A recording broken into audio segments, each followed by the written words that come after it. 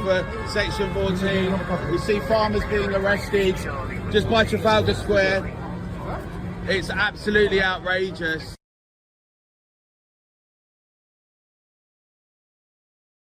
This is absolutely scandalous. It's unacceptable. That's why we're saying we stand with our farmers together. Look at this, going through all these personal things. I mean, if this doesn't make your blood boil, Britain, if this doesn't make your blood, and how the Met Police suddenly have decided to get all strong after 2 years of some of the things we've been seeing going on here. When people talk about two-tier policing, I mean, this is the kind of thing they're talking about. Yeah, it was banned right at the 11th hour. The organisers of this protest on Budget Day have been working, they say, for 3 or 4 weeks with the police, arranging 400 to 500 tractors to come down to Whitehall on Budget Day, protesting those inheritance tax reforms. At about 3:30 yesterday afternoon, the organisers were told, no, you cannot do it. It's going to cause too much serious disruption. A few brave farmers have managed to get through. It's impressive, even though there's been a cordon to try and stop them. Here we are. There's a few that have got through to Trafalgar Square. They've been blocked off in Whitehall. Dan, what was your reaction last night when you were told you're not allowed to come here anymore? Absolutely devastated. Absolutely devastated. And being able to get the word out to everybody is impossible. They were coming anyway. The Met unfortunately have scored an own goal here and created carnage. We know it's come from government. We know they don't want to listen to us, whether in the House or on the street.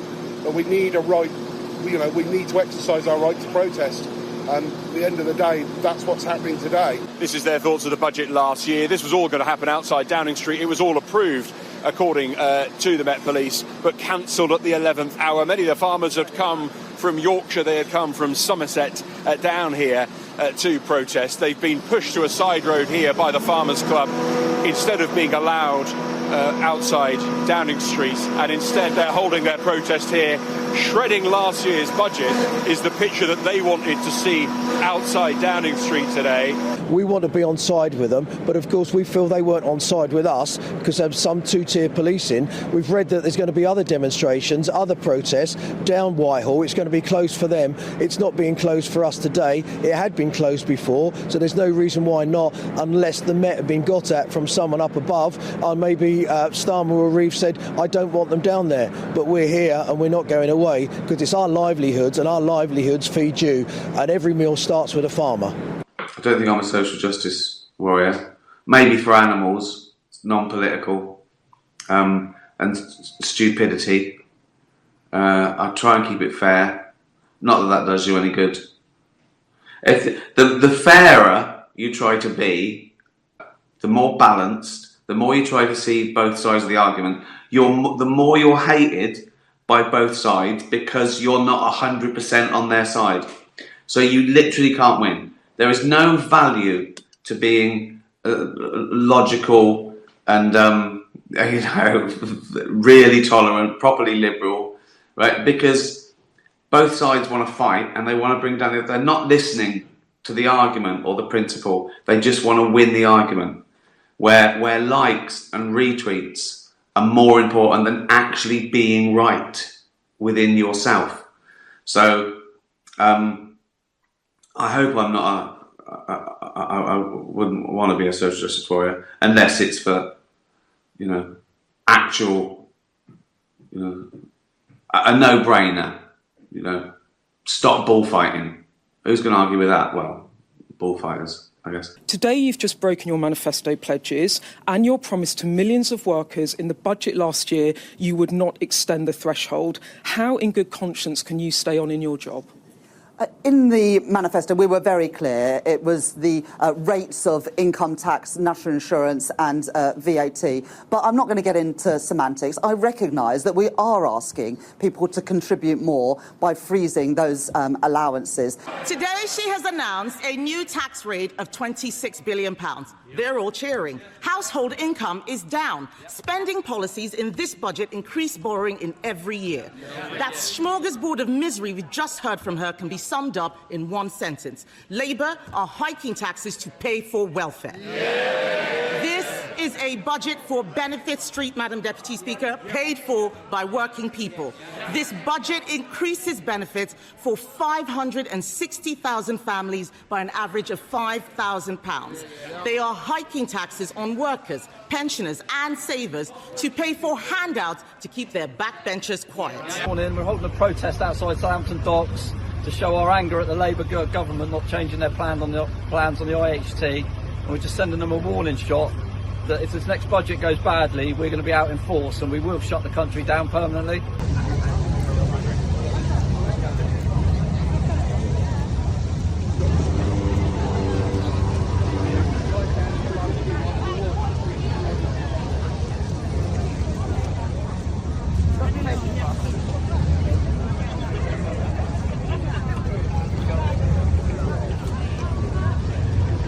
So I've just come from watching the budget, and surprise, surprise, Rachel Reeves has broken her promise to you yet again.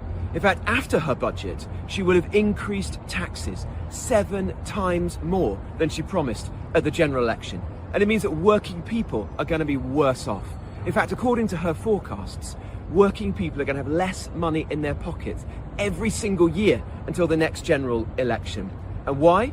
Because she's spending more on benefits, on illegal migrants and her trade union backers. It's wrong, it's unfair, and frankly, she needs to be given the boot. I think I do give a fuck. I really do. But you've got to be quite militant about your right to give your opinion.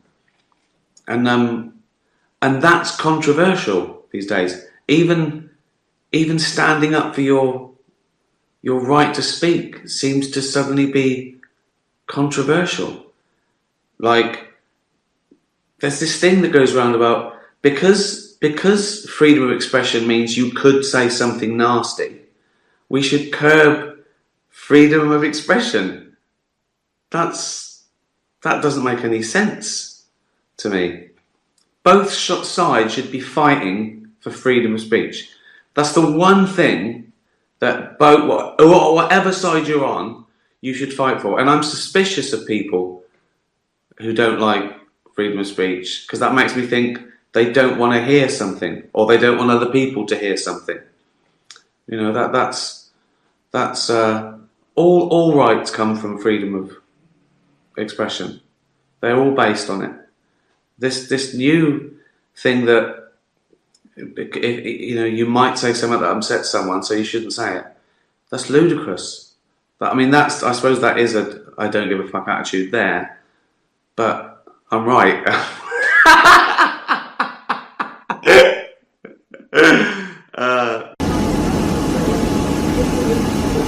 Gary, what happened to you this morning? So on the drive-in, we got stopped by the police. I blew my horn. They came round to me and said, you need to get out of your tractor because you've committed an offence, and they arrested me, put me in handcuffs for that reason.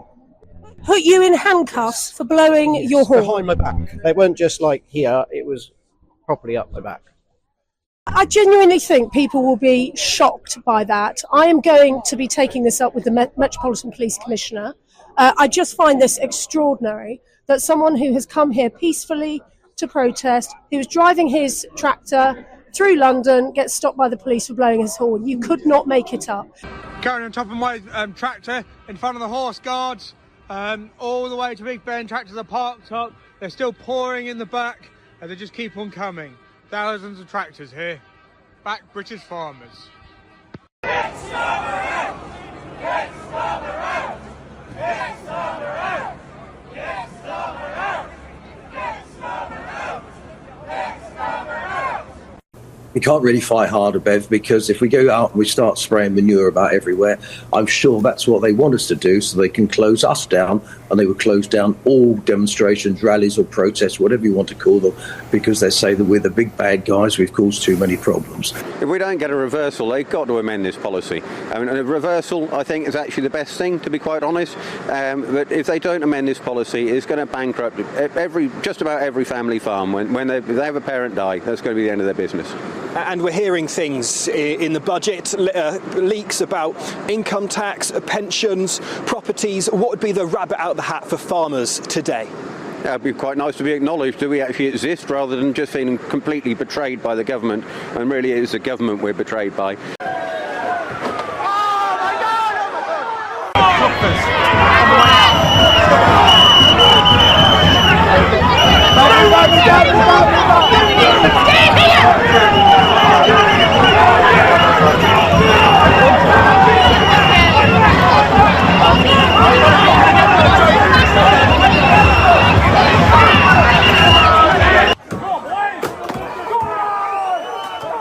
It keeps kicking off. And the anger is all too familiar. It started in Epping after a 38-year-old Ethiopian man was charged with sexual assault. The alleged victim was a local teenage girl. In court, it was confirmed that he had recently arrived on a small boat.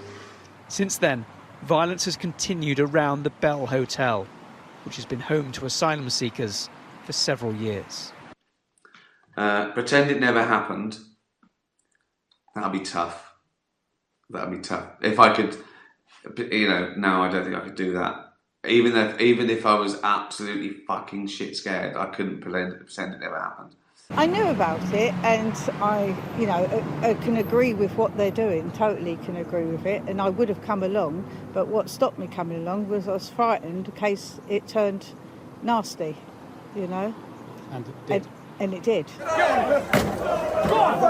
The police are demanding it stops. But how on earth would you allow it to happen? Feelings are running high. The violence left 8 police officers injured. We will always facilitate peaceful protest. We will also always make sure that the voice of our community is heard.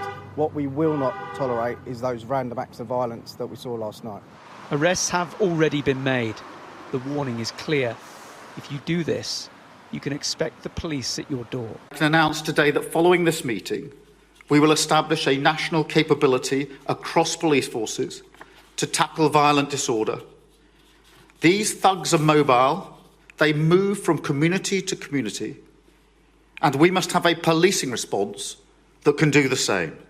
Shared intelligence, wider deployment of facial recognition technology, and preventative action, criminal behaviour orders to restrict their movements before they can even board a train, in just the same way that we do with football hooligans.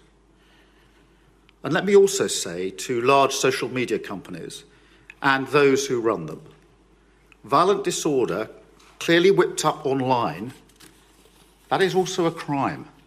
It's happening on your premises, and the law must be upheld everywhere. Did you murder that person the other night? Yeah. What? Let me just take... What? Yes. Okay. I'm going to call the police now. I'd be hard to... Tricks. Oh my God. Well, I don't know. I mean, isn't there just one call the police and just say, oh, they don't believe me, do they? Oh, I see what you mean. There you go, don't be stupid, mate. It would actually be go Colombo, because I couldn't sleep at night thinking that no one believed me. No, I'd have to go Colombo. Yeah, solve it myself. Fucking hell. Now I end up dead. All because of that fucking stupid question.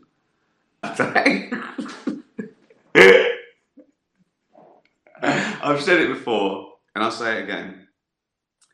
You will not get George Clooney or Steven Spielberg or anyone doing this shit like I do. Never. Maybe once. I tried to drag Sam Harris down to my level on my phone. I'll do a sort of regular thing with Sam Harris, and usually I'm asking him questions about science and stuff and have a conversation. But this time I decided to throw in some questions like this shit that I get. And usually he's way out above me, so he's so much more intelligent than me and knows everything. With these questions, I'm king. So you idiots have made me brilliant at this sort of shit because he was floundering. He was hammering with the stupid fucking questions that I have to answer. In this arena, I'm better than Sam Harris. Wait till you hear it. It's really good. It's really funny. But interestingly, I was talking to one parliamentary veteran. They are really, really worried. They said to me, we are going to have a summer of riots. You can just feel it, they said. It is a tinderbox. That was the word used by Neil Hudson, the Conservative MP for Epping Forest, on this programme on Friday. And what this person said to me is that it's no doubt that bad elements are driving the violence and the disturbance, but they are feeding off concerns in the community. And listen to what this veteran MP said to me. They're talking about how they're seeing a change in their constituency. Good, ordinary people feeling their town is changing around them. They go to church, they have a house, and then they're caught on either side with what we call HMOs, houses in multiple occupancy, and they say that there are migrants there, and these people feel that they are losing control. That is a mainstream politician. You've never heard that sort of language before, but that is reflecting, they would say, the concerns on the ground in their constituents. Years of anger over immigration whipped up online. Hundreds of people were jailed for their part in those riots. But this deep-seated frustration didn't disappear. Despite repeated government promises to address the small boats in the Channel, they continue to cross. 398 people arrived yesterday. On the French side, near Calais, migrants have clashed with police. Managing this movement of people is an ongoing battle. And the way it's filtered into communities across the UK, like here in Epping, has consequences. The tension has been growing over weeks, maybe months. The government wants to close asylum seeker hotels, but that will take years. They describe the asylum system they inherited as broken. Does comedy have to mean anything? No. Do you mean, does it have to have a hidden meaning, like, oh, that was very satirical, and he's bringing down the Vietnamese government? Genius. No, it doesn't need to mean anything.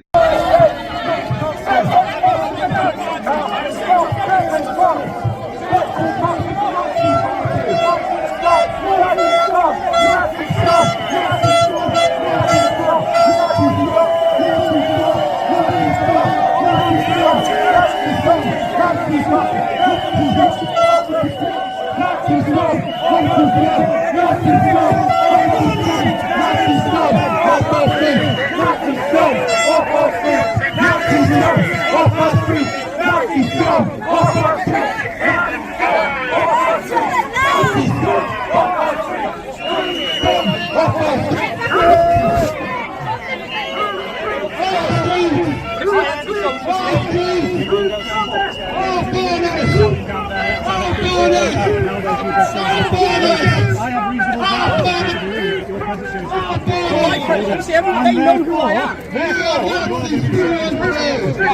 They know who I am. That's the point. How can I help that? How can I help that if they know who you are? I'm not violent, so why you put your hands on me? I think that you're going to cause a breach of peace. How? That is a political stance for the police. Because you caused them to do it, right? Maybe not you. You pushed the left in, I was there. And you know exactly how it went. No words. But you don't want to let them do it. That's what I'm trying to get. I wasn't happy. Exactly. What about all these shouting clubs? What about all those shouting clubs? Nazis, and you allow them. You're allowing them. Well, not leaving. If you don't leave, you're going to get locked up. For Section 35, you'll have me in custody. You'll have me in custody. I can't be under arrest. What? You're under arrest for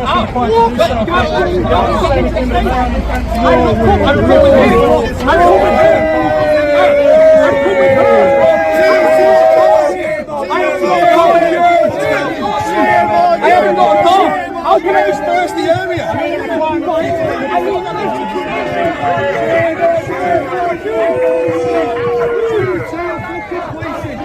That's what it is. Shame on you.